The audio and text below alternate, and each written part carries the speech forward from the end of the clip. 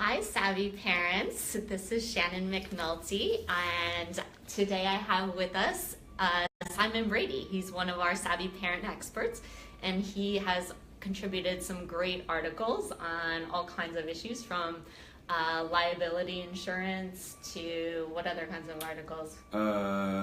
College planning. College planning. I've just done. I've just done one. I just submitted one to you, which I think will keep them in suspense as to how that comes out. In the works, we have one about. I will break the news. Refinancing your college loans, because it is a really big issue that unfortunately a lot of parents are dealing with. So Simon, why don't you tell us a little bit about yourself? Sure. I came over here from the UK about 20 years ago. My background is in Wall Street. Very institutional, not really personal financial planning at all. It was equity derivatives, equity options, currency trading, stuff like that, which was fun and fine until 2008, when that whole world blew up. And I was kind of getting a little disheartened with that environment. And I'd always helped friends and family out with general personal financial planning, more on the investment side and everything else, personal asset allocation, stuff like that. So I decided after that world fell apart to go and get qualified as a CFP. Can you tell us what a CFP is? Certainly. So CFP is a designation applied to a certified financial planner.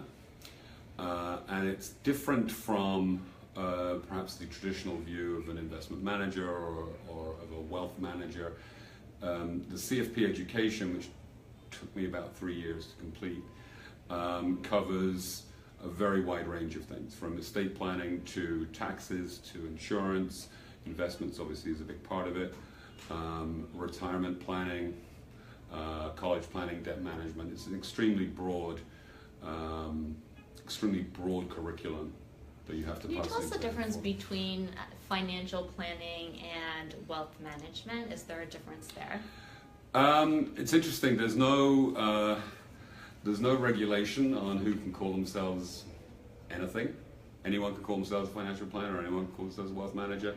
But the implication is, if you promote yourself as a financial planner, that you're going to look at how the client's wealth intersects with all other aspects of their lives.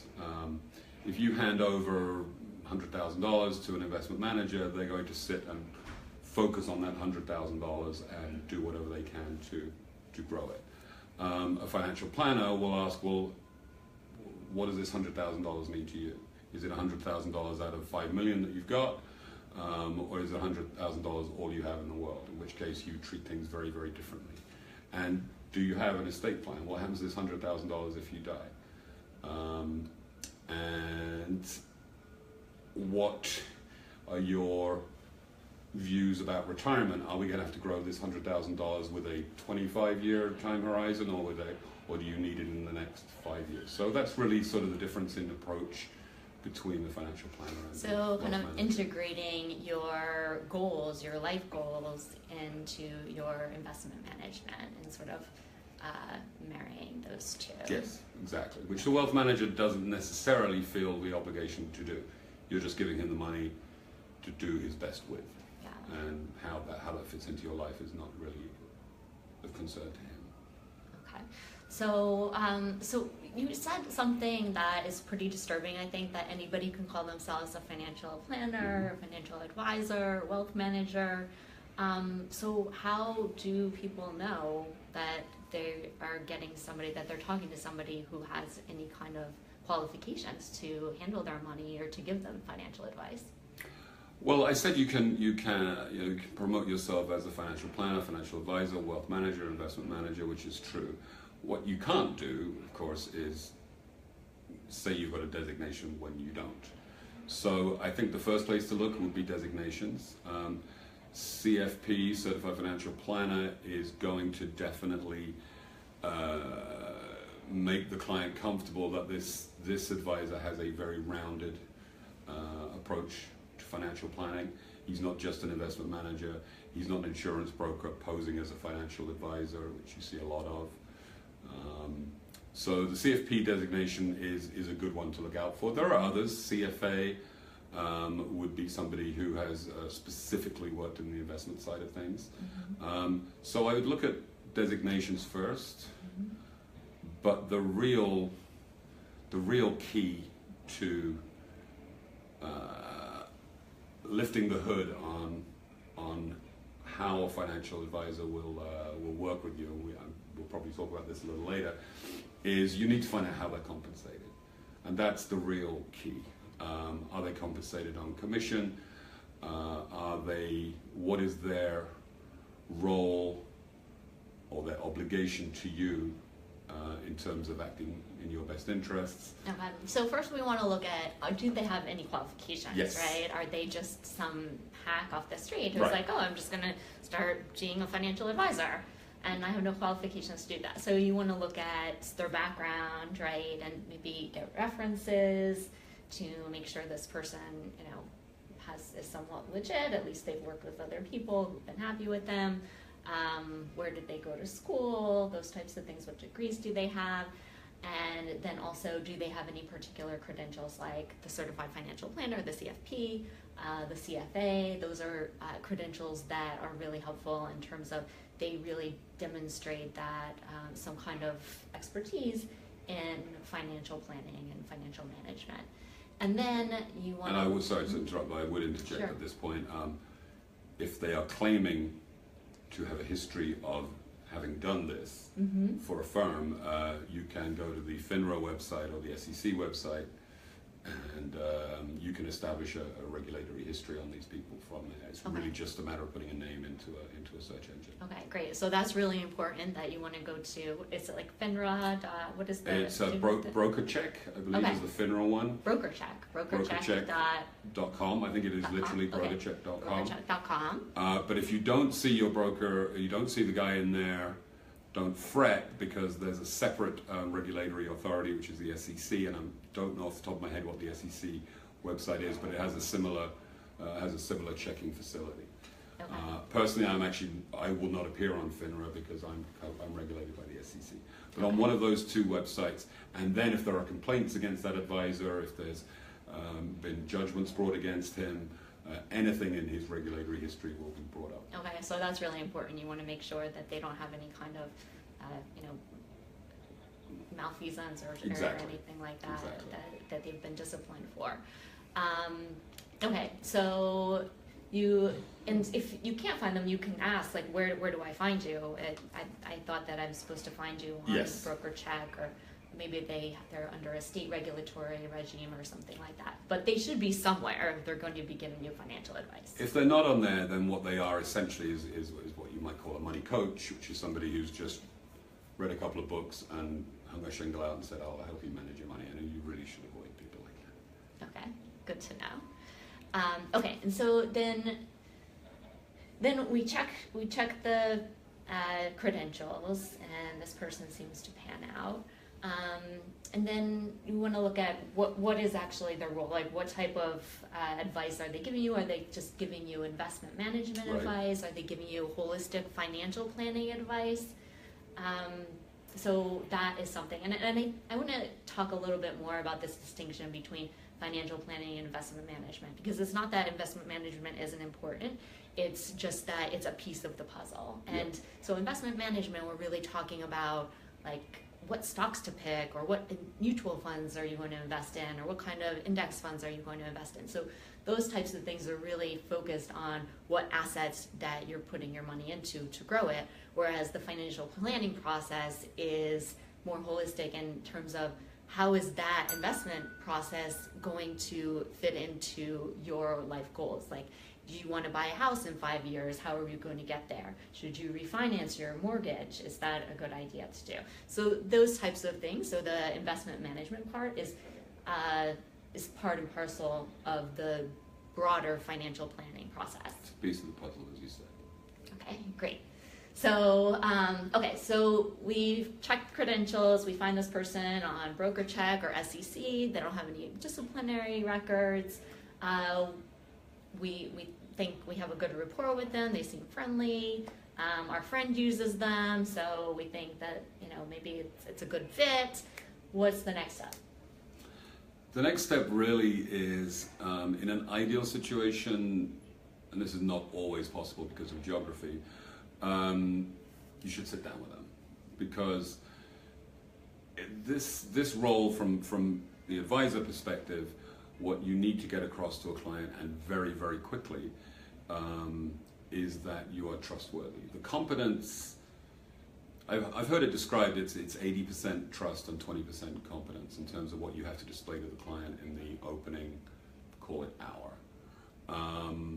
Because it can be a very intimate process. You're talking about having a client talk to you about things that they may not talk to almost anybody else in their life about. They've got to open themselves up to you. They've got to demonstrate often their flaws to you.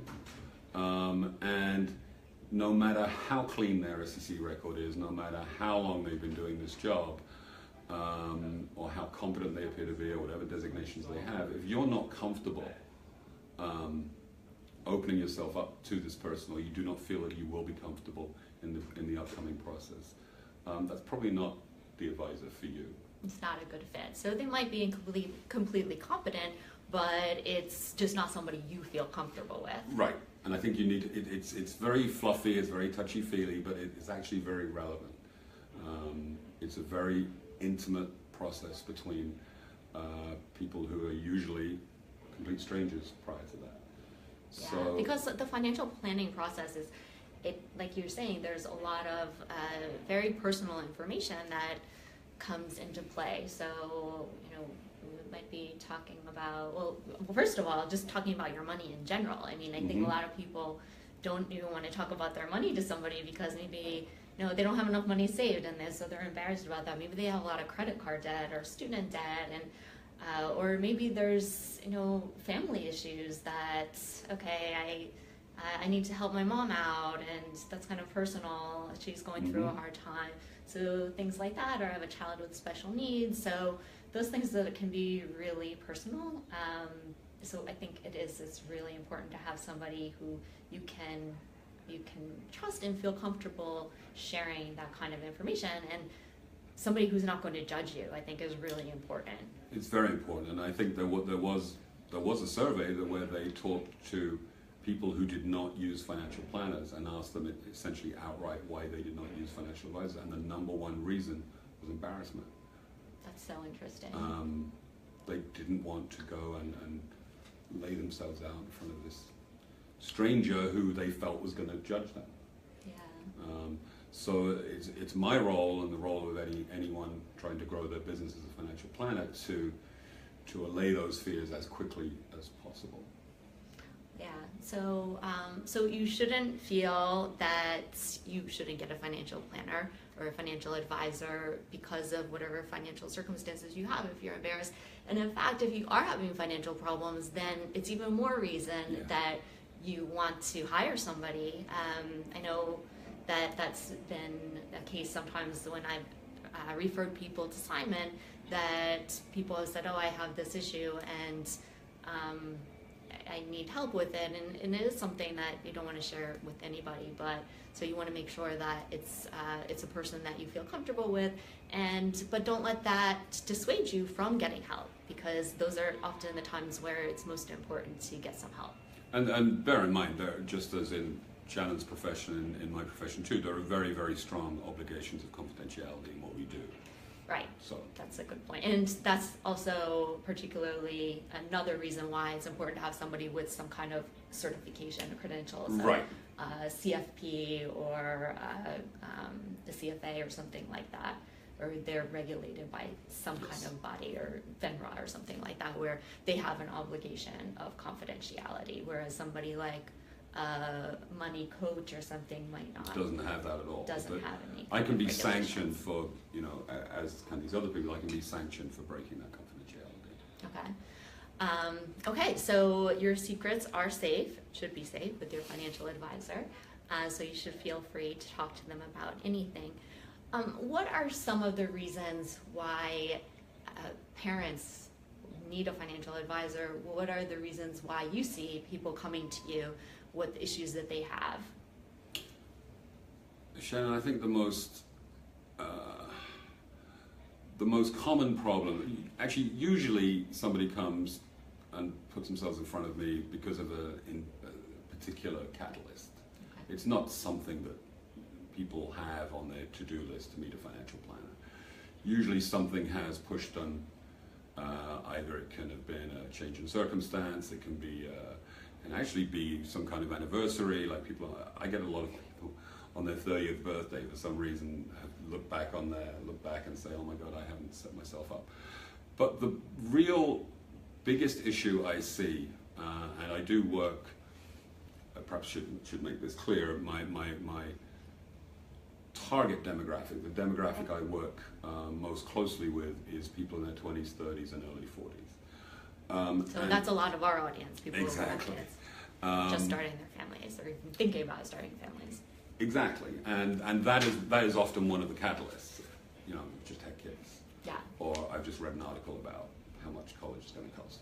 Yeah. Freak me out. Yeah, I mean, that's why we have our company, is that we want to help people who have kids, right. Because all of a sudden you have all of these financial and legal issues that you were never dealing with before. So it makes sense that, okay, this is the reason why all of a sudden they're showing up at your doorstep. Yeah, it's multiple catalysts actually, because now you've got to start thinking about estate planning, now you've got to start thinking about life insurance, now you've got to start thinking about college planning, and you suddenly feel a lot more mortal, a lot more vulnerable, a lot more responsible, maybe a lot more grown up. Right, definitely.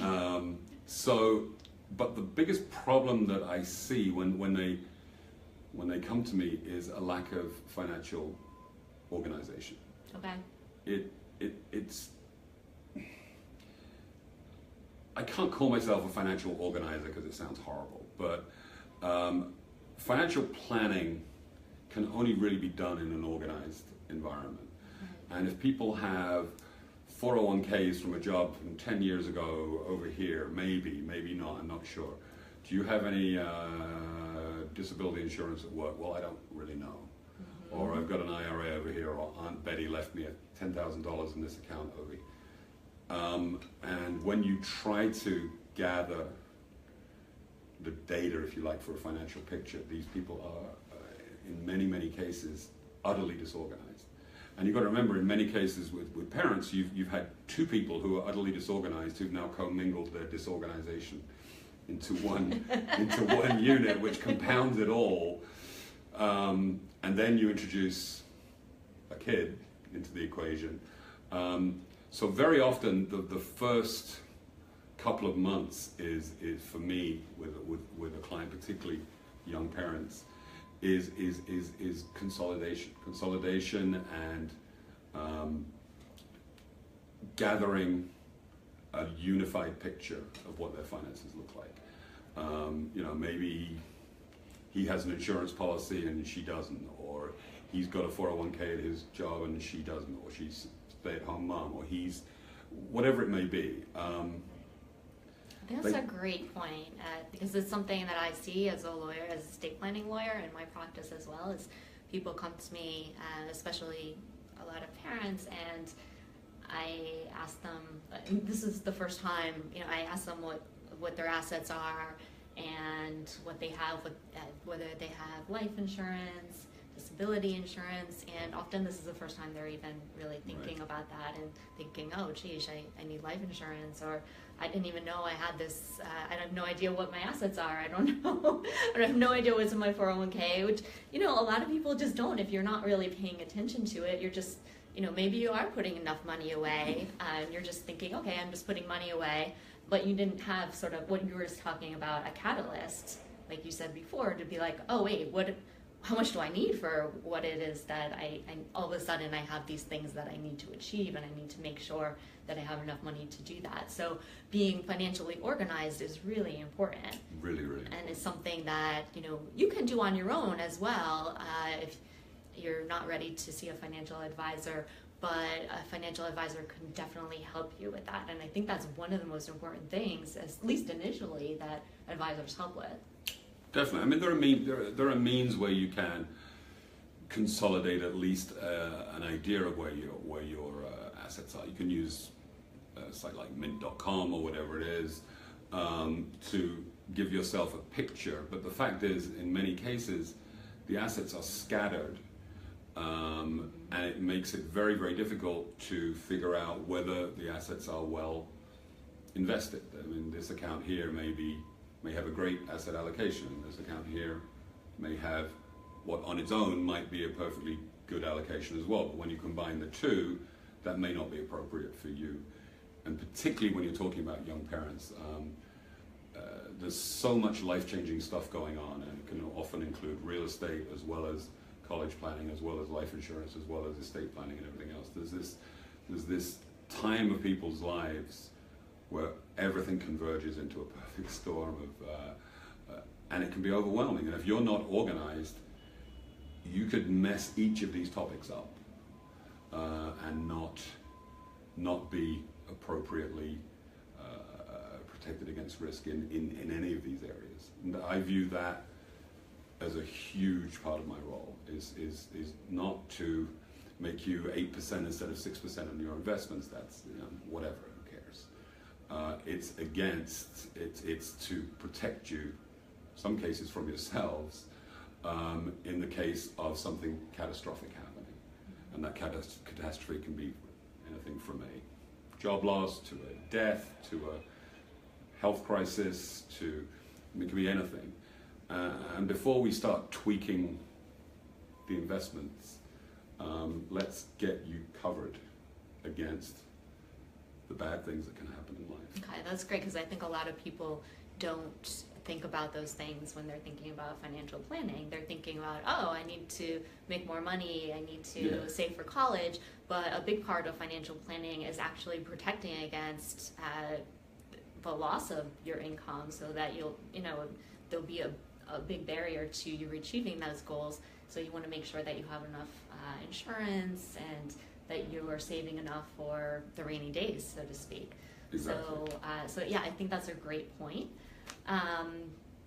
So in terms of, so that's part of it, and then I guess once you are protected against the downside, then you're looking at how can I reach my goals. So saying I want to buy a house in 5 years, or I want to fund my child's education. And this is, I think, one of the things that parents struggle with the most is figuring out how to prioritize their spending. Just because you have college education, you have retirement, you have all these insurance policies you need to pay for. What advice do you have for parents in terms of prioritizing all of those expenses? It's difficult, and as you say, there are plenty of people in their early to mid 20s who are not married, who don't have kids, who think, I'll start putting money away for retirement when I'm in my 30s and I'm earning a lot more than I'm earning now. But of course, what happens is when you start getting into your 30s and you start getting married, you start having kids, and you start having these insurance policies that I mentioned, real estate and everything else, the demands on your dollar actually increase exponentially. So it could be that a 26-year-old earning $50,000 a year has far more ability to put money away than a 32-year-old earning $150,000 a year, just because of what life does to you. So to answer your question, I think you almost need to, I don't want to keep going on about this, but it is important. You almost need to sort out the issues by degree of catastrophic effect. And one mistake I do see many new parents make is compromising their own retirement for college savings. There is a difference between saving for retirement and saving for college. Saving for retirement, you get one shot. If you don't make it, you're 65 years old, that's it, you don't get another shot. Saving for college is different. There are if you do not get to where you need to get to, there are other means to get there, and those means could be going to a cheaper college. It could mean but you have options. You have no options in saving for retirement. So I would caution against compromising your retirement. I'm not saying don't put money away. Complete your retirement before you start thinking about college planning. That would not make sense. But keep an eye on how much you're putting away for retirement. And again, this is where you would work with a planner. And if you have to make a cut, then make it in the college savings area. Okay. Because there are options there.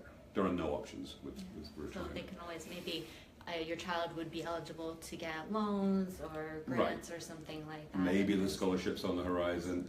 Not sufficient funds, and also working, and I think plenty of. I mean, I certainly took out enough loans, substantial amount of loans when I was in college. So, I think a lot of times parents, they want to do the best for their kids, and so it's really tempting to say, I really want my kids not to have any college debt. I really want to pay for their college, and that's great and that's admirable. But you don't want to shortchange yourself at that expense. So. And the way I think of it as, well, you don't want to end up being a burden on your kids, right? So the last thing you want to do is be in retirement and be counting on your kids to support you. Right. So you're not really doing them any favors by just spending the money on your kids and not putting any away for yourself.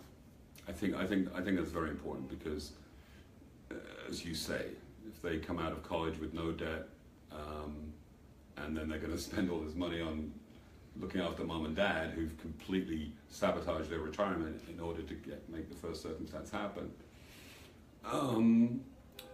But going back to what I said, I think by degree of catastrophe is very, very important. And at the top of that list, or near the top of that list, are job loss, which is an emergency fund. Absolutely critical. Not paying 27% credit card debt. Bear in mind that if you make $1,000 of credit card debt go away at 27%, is exactly the same as investing $1,000 and getting a 27% rate of return. It's exactly that. Yeah. And you can't get a 27% rate of return anyway. I think I'm quite good at what I do, but I'm not getting that for anything. But if you make $1,000 of that debt go away, it's exactly the same to you financially as excuse me, as earning 27%. So, kill credit card debt eats people alive, and I think reducing or getting rid of that should come way before putting money in a taxable brokerage account. Your field, estate planning. I think it's a false. If it does come down to a financial decision, I don't want to pay an estate planning attorney the money to make a will or whatever it is. That's very much a false economy. We've discussed in different venues how important estate planning is for people with kids, and that needs to be dealt with. And if that involves paying an estate attorney to do it, then pay the estate attorney to do it. Life insurance. Get the right kind of life insurance, probably the least expensive form of life insurance, term life insurance, but have it in place. And it ties into estate planning. So really, before you start thinking about, should I buy Google or should I buy Facebook, there's a lot of things you need to have got. I think it's a really interesting way, a really helpful way of thinking of it, is that you want to protect yourself before you're even starting to think of your goals, because if something happens in any one of those areas, your goals are completely derailed anyway. Totally sure. So protecting against disability insurance is another thing that I see people, either they don't have insurance or they don't know how much insurance they have, they don't have enough insurance. Life insurance, so if you have kids, you really want to have life insurance. It's really important. Having a will, doing your estate planning, and an emergency fund in case there is a job loss. So getting having some of those things taken care of, and then looking at, okay, where do I want to be in 5 years? What expenses or what goals do I want to reach financially? So yeah, that's a great way of thinking about it, and I really appreciate that. There's something that you mentioned earlier that I want to get back to, and we were talking about hiring a financial advisor, and that was the compensation structure. So a lot of people, I think, well, it's really expensive to hire a financial advisor. Or the other thing I see is that, oh, well, I talked to this person and they said they would manage my money for free. They're not going to charge me anything. So how is that possible? I mean, they're making money somehow, right? Of course. There are various methods that a financial advisor, financial planner, investment manager, whatever you want to call them, get compensated. The traditional manner, which our parents would have been familiar with, the sort of family financial advisor, the guy you see on the Edward Jones commercials, in the corner store on the high street. Those guys are still prevalent. They work at banks, they work at brokers, they work at credit unions, they work at insurance companies. And their compensation method is commission, very frequently commission only, meaning that the more of certain products they can get you to buy, the more income they receive. And they do not really have control over what those products are. Their employer does. So if you work for Company A and Company A has its own mutual fund, Us for that, sorry about that. Maybe that's someone from insurance broker calling. Then he is going to be incentivized by his compensation package to have you buy as much of this as possible. And that's really the only methodology that he's going to have. So whether or not it's in your best interest is frankly of secondary importance to him or her. And his first loyalty lies with his employer. If he's not selling Company A's mutual funds at an appropriate enough rate, he's going to be fired. He's going to be let go. So they have an incentive to invest your money in a particular type of fund because they are getting compensated based on that. So as opposed to it's the best investment for you. Yeah, he's not, this person is not really overly concerned as to whether this is an appropriate investment to you. If there, for instance, are 100 investments I could sell to you. Now, the way the law works is the bar he has to reach is, and this is called the suitability standard, the bar he has to reach is he can't sell you something that's blatantly unsuitable for you. But that's very different than what is in your best interest. So if there's 100 investments and 10 of them are blatantly unsuitable for you, and it suits him to sell you as much as he can of number 90, then he will do that. Okay, I think we need to wrap up because we're running out of time. But I want to thank you for joining us, Simon, and thanks for everybody who joined the call or to join our Facebook Live video. And we will be back with more great videos and interviews. So stay tuned. We'll talk to you soon. Thanks for having me.